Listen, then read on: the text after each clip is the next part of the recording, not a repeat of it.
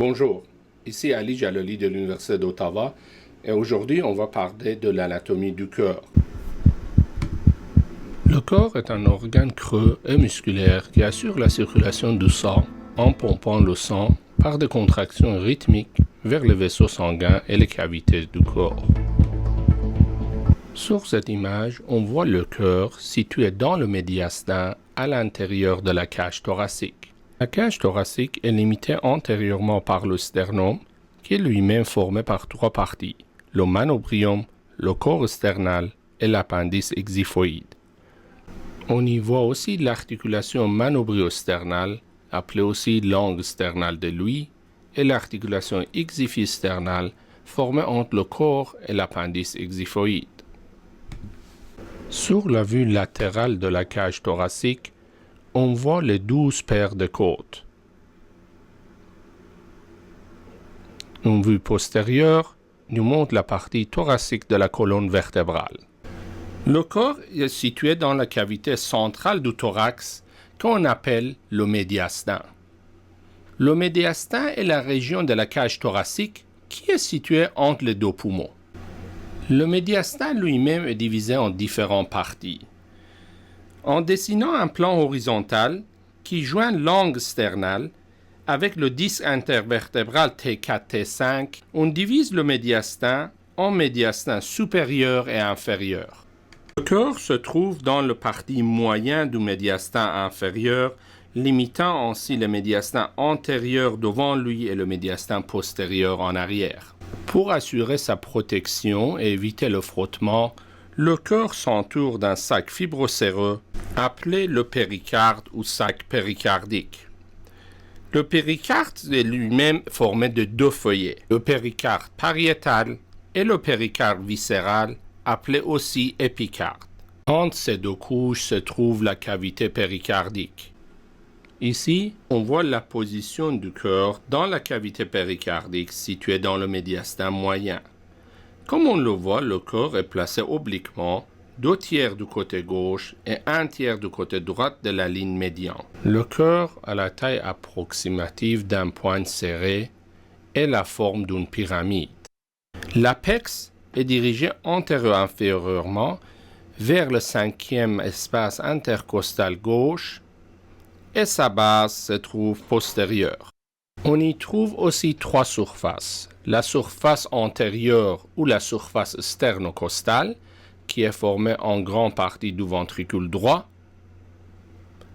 La surface pulmonaire gauche, qui est formée principalement du ventricule gauche. Et la surface diaphragmatique, qui est inférieure et aussi formée principalement du ventricule gauche. Sur la vue antérieure, on voit les 4 bords du cœur. Bord droit formé de l'atrium droit, bord gauche formé du ventricule gauche, bord supérieur formé par les gros vaisseaux et bord inférieur principalement formé du ventricule droit. Le cœur est une pompe composée de tissus musculaires. Il recueille le sang et le propulse dans les artères. Il est composé de 4 chambres. À droite, représenté par le sang désoxygéné en bleu, on voit l'atrium et le ventricule droit. À gauche, représenté par le sang oxygéné, on voit le corps gauche composé de l'atrium gauche et ventricule gauche. On y voit aussi les 2 valves atrioventriculaires, la valve tricuspide à droite et la valve mitrale à gauche. Ces valves permettent une circulation sanguine à sens unique. Jetons un coup d'œil sur les 4 chambres du cœur. D'abord, au niveau du corps droit, on va regarder l'atrium droit. L'atrium droit a la paroi la plus mince du cœur. Sa paroi antérieure est rugueuse et formée de muscles pectinés. Sa paroi postérieure est lisse et se nomme le sinus venarum, car elle reçoit les orifices des veines caves supérieures, veines caves inférieures et du sinus coronaire. De là, le sang désoxygéné passe à travers de la valve atrioventriculaire tricuspide pour arriver dans la cavité du ventricule droit. On y voit une entrée rugueuse formée de trabécules charnus et une sortie lisse appelée infundibulum ou cône artériel. On y voit aussi l'orifice du tronc pulmonaire protégée par une valve tricuspide semilunaire appelée la valve pulmonaire. Ici, on voit la cavité de l'atrium gauche qui reçoit le sang oxygéné des 4 veines pulmonaires. De là, le sang passe à travers de la valve atrioventriculaire bicuspide ou mitrale pour arriver dans la cavité du ventricule gauche. Comme le ventricule droit, la cavité du ventricule gauche possède une partie rugueuse formée de trabécules charnus et une sortie lisse vers la valve semilunaire aortique qui se nomme la vestibule aortique. Maintenant, allons regarder ces 4 chambres d'une vue intérieure. Ici, on se trouve dans l'atrium droit.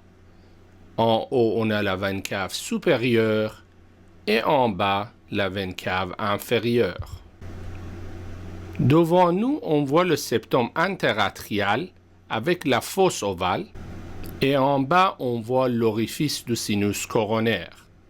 Et cette crête musculaire entre la veine cave supérieure et inférieure s'appelle la crête terminale ou crista terminalis.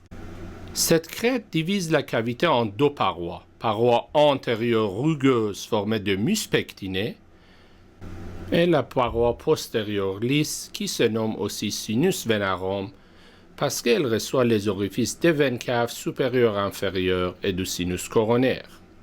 Ici, on voit l'orifice atrioventriculaire droit qui est occupé par la valve atrioventriculaire droit ou la valve tricuspide. En passant à travers de la valve tricuspide, on se trouve dans la cavité du ventricule droit.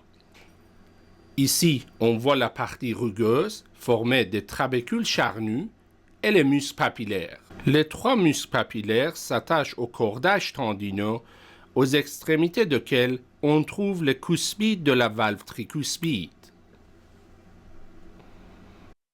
Le ventricule droit possède une sortie lisse vers le tronc pulmonaire qui est situé antéro-supérieur et s'appelle infundibulum ou le con artériel.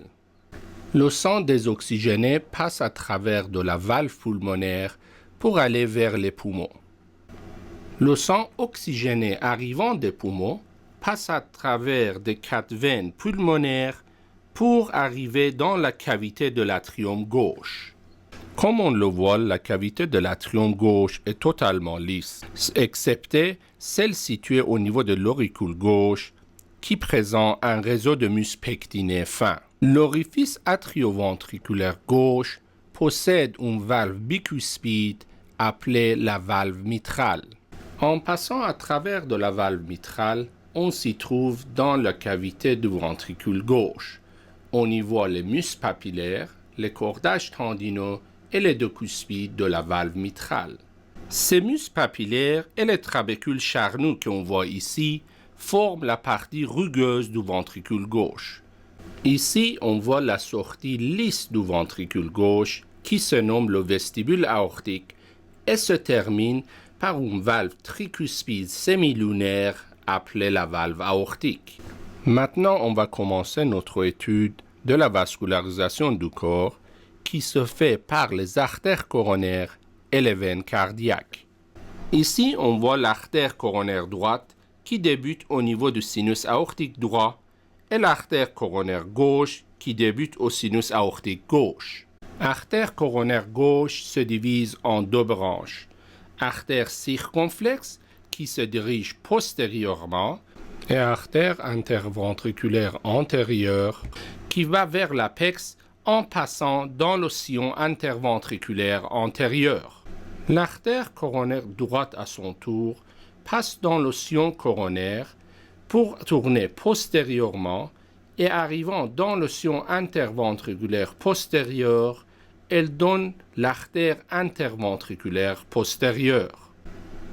Le drainage veineux du cœur se fait au niveau du sinus coronaire, qui est la veine principale et se situe dans la partie postérieure du sillon coronaire avec l'artère circonflexe.